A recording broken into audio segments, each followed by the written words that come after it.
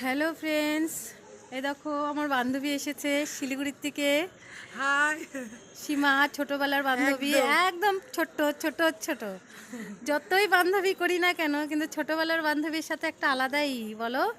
সেই ছোট সত্যি একসাথে তাই। পড়াশোনা, একসাথে বড়, খেলাধুলা সব কিছুই।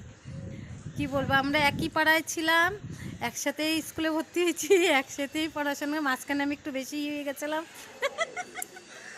ক্লাস 5-এ আমার রোল ছিল 1, আমি একটু ওর 2।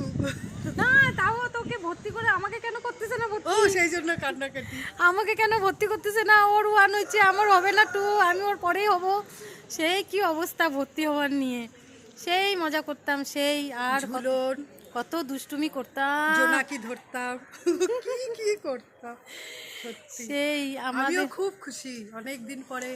ও আসে অনেক না। আসতে বলে আমাকে, আজকে হুট করে আসলাম, খুব ভালো লাগছে।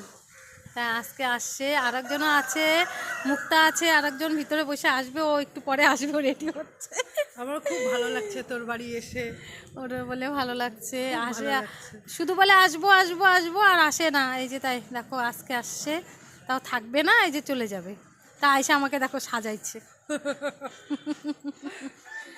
সাজাইছে। খুব ভালো লাগছে এই যে তোর বাড়ি, দেখো আমার বান্ধবীকে। ভালো লাগছে।